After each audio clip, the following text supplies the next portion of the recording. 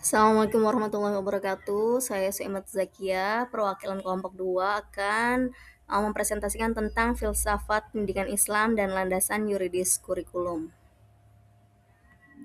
Latar belakang dari pokok pembahasan kami adalah yang pertama, mengenai pendidikan Islam tidak hanya mentransfer ilmu. Kemudian, pendidikan Islam berorientasi pada pembentukan insan kamil.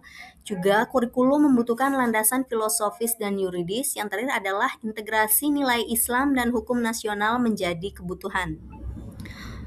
Pengertian filsafat pendidikan Islam. Di sini kajian mendalam tentang hakikat pendidikan berdasarkan Al-Quran dan Sunnah membahas yang pertama tujuan pendidikan, kemudian hakikat manusia, hakikat ilmu, nilai dasar pendidikan yang bertujuan untuk membentuk manusia beriman, berilmu, dan berakhlak.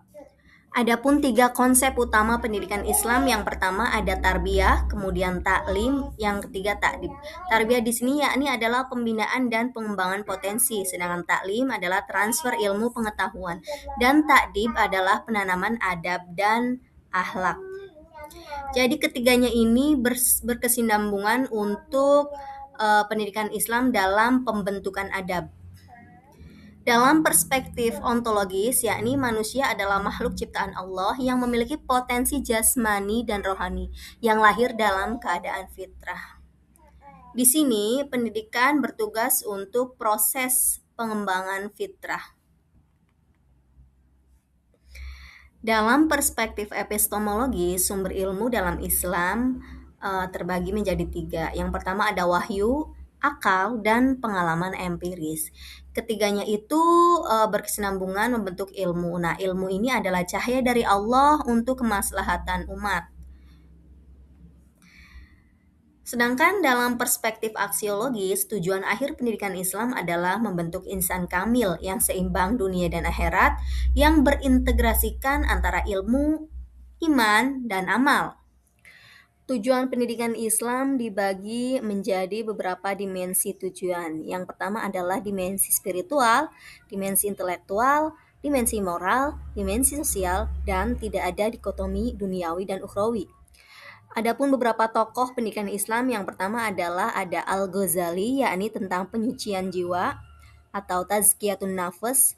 Juga ada Ibnu Khaldun tentang pendidikan sosial dan peradaban, ada Al-Atas tentang penanaman adab, dan ada As-Saibani tentang pendidikan komprehensif. Implikasinya terhadap kurikulum yakni bertujuan menjadi dasar. Yang pertama adalah kompetensi, materi, metode, evaluasi. Kurikulum itu bersifat integratif, holistik, berbasis nilai tauhid. Adapun beberapa model kurikulum Islami diantaranya adalah model integratif, model holistik, berbasis kompetensi Islami, kemudian model mengembangkan kognitif, afektif, dan psikomotorik. Relevansinya dengan kurikulum nasional adalah sejalan dengan Undang-Undang Sisdiknas, sejalan dengan profil pelajar Pancasila, kemudian keduanya sama-sama menekankan tentang iman dan takwa, akhlak mulia, dan juga karakter.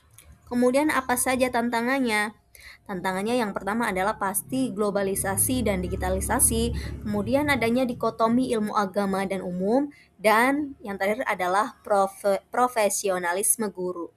Adapun beberapa solusi strategisnya yaitu adalah menggunakan pendekatan integratif, kemudian dengan penguatan pendidikan karakter, kemudian dengan peningkatan kompetensi guru, dan yang terakhir adalah internalisasi nilai tauhid.